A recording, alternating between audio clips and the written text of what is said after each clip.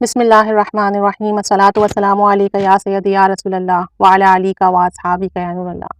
بہت سے لوگ بہت کنفیوز ہوتے ہیں کہ کیا کیا جائے، استغفار پڑھا جائے یا درود شریف پڑھا جائے، کیونکہ استغفار کی فضیلت بھی قرآن پاک میں درج ہے، درود پاک کی فضیلت بھی درج ہے۔ استغفار کے بھی بے شمار فضائل و برکات ہیں، درود پاک کے بے حساب فضائل و برکات ہیں۔ تو ہمیں کیا کرنا چاہیے؟ اسی لیے حضرت امام فخر الدین رازی رحمۃ اللہ علیہ فرماتے ہیں کہ استغفار اور درود دونوں میں سے درود پاک کو بہتر جانو، درود شریف کو بہتر جانو، کیونکہ درود شریف پڑھو اور استغفار کا کام خود نبی کریم صلی اللہ علیہ وآلہ وسلم کی خدمت میں دے دو، کیونکہ درود شریف تو سراسر ایسا فعل ہے جو اللہ تعالیٰ بھی کر رہا ہے، یعنی اللہ تعالیٰ کا عمل ہے جو اللہ تعالیٰ کرتا رہتا ہے، اس کے منظور ہونے نہ ہونے کا تو سوال ہی پیدا نہیں ہوتا۔ مگر استغفار دعا کی درخواست ہے، ہمیں یقین نہیں کہ قبول ہوگی یا نہیں ہوگی، اگر دعا میں اخلاص وغیرہ شامل نہیں تو اس کے قبول نہ ہونے کا اندیشہ ہے۔ اس لیے استغفار کا یقین نہیں کیا جا سکتا کہ اگر ہم دل سے توجہ سے استغفار نہ پڑھیں یا استغفار پڑھنے کی ہماری نیت ہی نہ ہو کہ ہمارے گناہ بخش دیے جائیں، بس زبان سے ہم استغفر اللہ کرتے رہیں استغفر اللہ، تو اس سے ہمیں ہو سکتا ہے کہ ہمارے استغفار قبول ہی نہ ہو،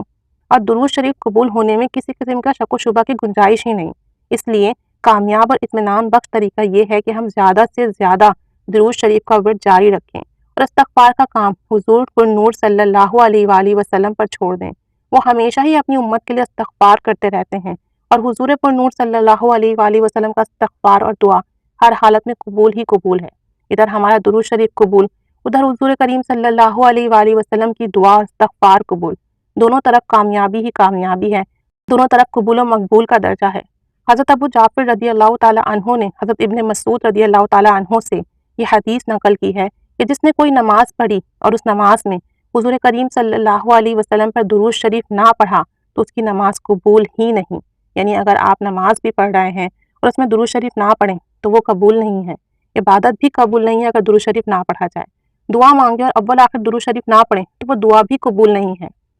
حضرت شیخ ابو سلیمان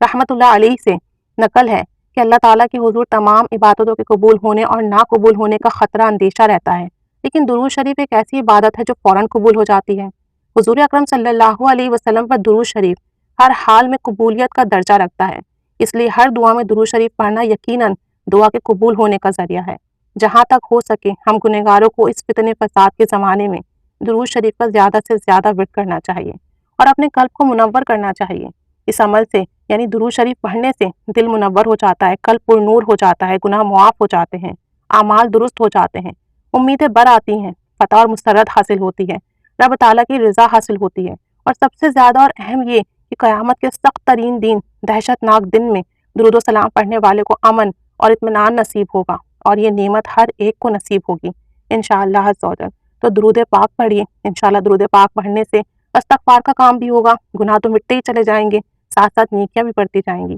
لیکن اگر ہم استغفار پڑھتے ہیں تو ہمیں علم نہیں کہ یہ قبول و مقبول ہے یا نہیں ہے، اور پھر اس کے پڑھنے سے ہمیں نیکیاں تو نہیں ملیں گی، درجات بھی بلند نہیں ہوں گے، بس ہمارے گناہوں کا استغفار ہے۔ تو دعا کریے کہ اللہ تعالیٰ درود پاک پڑھنے کی توفیق عطا فرمائے، درود پاک پڑھنے سے آپ صلی اللہ علیہ وسلم کی قربت، زیارت، محبت عطا ہو۔ درود پاک قبول و مقبول ہے، درود پاک پڑھنا باعث اجر و ثواب، باعث نعمت، باعث رحمت، باعث برکت ہے۔ درود پاک پڑھیے، درود پاک قبول ہی قبول ہے، اور دعا کیجیے کہ اللہ تعالیٰ درود پاک کے ساتھ ساتھ ہمارے اعمال بھی درست کر دے، کہ درود پاک پڑھنے سے اعمال اچھے ہو جائیں گے تو انشاءاللہ عز و جل آسانیاں ہی آسانیاں ہوں گی۔ اللہ تعالیٰ رحمت کی نگاہ فرمائے، ہمارا پڑھنا قبول فرمائے، اپنی بارگاہ میں اس کا ہمیں خوب اجر و ثواب اپنی شایان شان عطا فرمائے، آپ صلی اللہ علیہ وسلم کی خاص کر قربت عطا فرمائے۔ آمین بجاہ النبی الامین صلی اللہ علیہ محمد صلی اللہ علیہ وآلہ وسلم۔